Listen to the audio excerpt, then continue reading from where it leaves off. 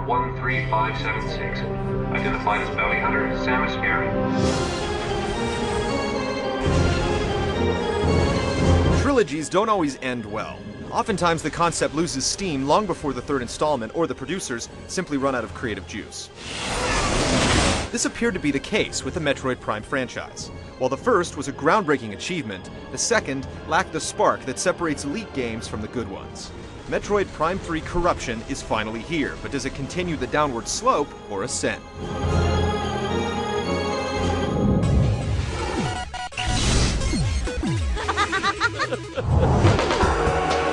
If you completed the prior two Prime games, then it's no secret that Samus was infected with Phazon. This is what Metroid Prime 3 is all about. At the game's outset, there's a setup involving several supercomputers that have been infected with the virus, and it's up to Samus to provide the cure. But this is really just a superficial front, as the crux of the prose is really about Samus' struggle to control the Phazon running through her veins. Prime 3 includes a ton of voice acting and plenty of cinemas, certainly giving it a more commercial appeal. Damn! They're targeting the planetary defense system. At the same time, these elements don't completely invade the experience and rip away the feeling of desolation that has always pervaded the series. There's a lot of exposition off the top. The middle of the game settles into a nice Metroid-esque groove, and then at the end, things are tied together in a mind-ripping conclusion. While the bump in production values is nice, a lot of the dialogue is rather trite. There are a few slight twists and turns, but for the most part, the story is typical Metroid fare. You'll get a much more meaningful experience out of scanning and reading logs than watching the movies.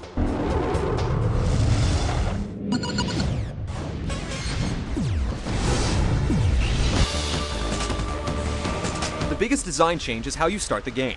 Instead of Samus losing all her powers, she's adequately equipped out of the gate. But that doesn't mean that she doesn't finish the game with a plethora of upgrades. Nothing could be farther from the truth. We don't want to ruin anything, but suffice to say that all of her classic abilities, and some brand new ones, are front and center and executed flawlessly. In prior Prime games, Samus would end up collecting a number of different beam types. Here, they all basically function the same, minus a color swap and the ability to open new areas for passage. To remedy this, an old standby, the Ice Beam, has been converted to a missile attack. Once you've collected a new beam, it inherits all the abilities of the prior beams, and therefore there's no need or ability to go back to the older armaments. Corruption is a much more neatly arranged package than the prior two games. Instead of there being one huge, confusing world, there's a handful of planets that the bounty hunter has to visit along her quest. The areas on each planet are much more compact and much easier to understand, especially when you're looking at the wireframe map. Samus' ship is used to get from planet to planet with multiple landing points on each one, and a number of other things. More on that later. Backtracking was something that received a good deal of criticism in Prime 2, and to a lesser extent, in the first game. It's definitely present in Corruption, and it wouldn't be a Metroid game without it, but with succinct levels and maps, it struck a near-perfect balance. Where objectives are concerned, they run the gamut from investigating energy spikes, defeating certain enemies, defending allies, and more. Make sure enough of them make it safely through this area. There's a checkpoint system that's used, allowing you to continue your game from the last significant event instead of starting from the last save point, which helps curb the frustration. The game moves at a breakneck pace the majority of the time, but then at the end, you're forced to go on a pointless scavenger hunt that grinds things to a halt. It's a shame because the 4 or 5 hours leading up to this are some of the greatest moments in gaming ever burned onto a disc. There's little doubt that Metroid Prime 3 has been designed to make it more approachable for the average player. The backtracking has been streamlined, mission objectives are clear, upgrades to weapons and power-ups come at a fast and furious pace, and it's all the better for it. Clocking in at a good 20 hours of playtime, it gives you plenty of value for your money as well.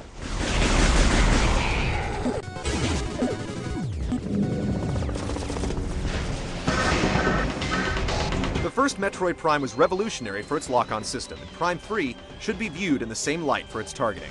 All the promise of sublime first-person controls on the Wii come to fruition here, and simply put, it proves that there's no better control option on any console.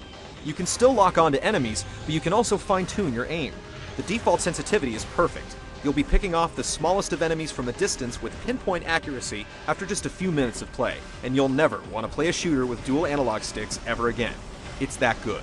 The one issue is the aiming reticle.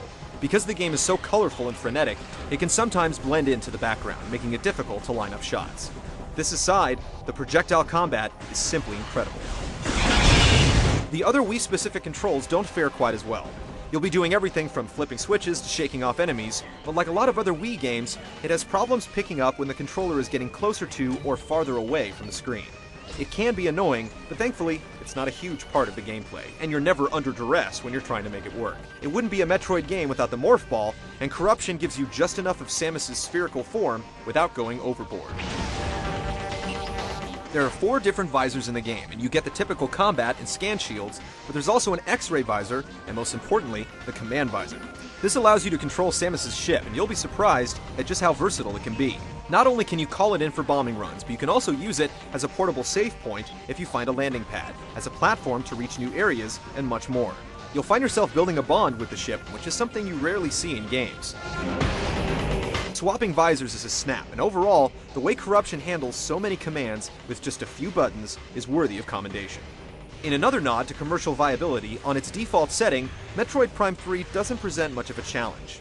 Most bosses can be defeated in the first try, and you'll rarely die from combat-related injuries. This is because of the brand new Hyper Mode. By holding down the plus button, you can send Phazon coursing through Samus's body, sending her into a vicious rage. The game's most feared enemies can be decimated with just a few blasts, and it quickly becomes a crutch to lean on anytime the chips are down. Quibbling issues aside, playing Metroid Prime 3 can be a near religious experience. This is one of those games where everything comes together and just clicks. The learning curve is slight, the targeting is razor sharp, and the action is practically non-stop.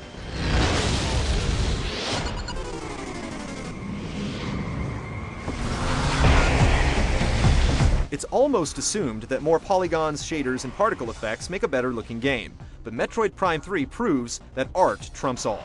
Easily the most visually impressive Wii game, it can hold its own against any title on any other platform. It runs like greased lightning, never pausing or stuttering, despite whipping the poor little Wii's processor into a tizzy. Not to say it's not technically impressive though, it's pushing loads of geometry, all while displaying incredible particles, transparencies, bloom, and much more. It's one of those games that looks better and better the farther you go, motivating you to turn the next corner to view the next breathtaking vista. After a couple hours with Corruption, Nintendo's theory of gameplay over graphics will start to make a whole lot of sense. The original Metroid Prime is one of the highest rated games in existence, but Metroid Prime 3 Corruption is easily superior. It's far less frustrating and more action-packed, while managing to redefine console shooting controls in the process. Hardcore Metroid purists may cry foul, but for everyone else, this is the Metroid we've been waiting for, with literally dozens of set-piece moments that will grip you up, shake you around, and leave you begging for more.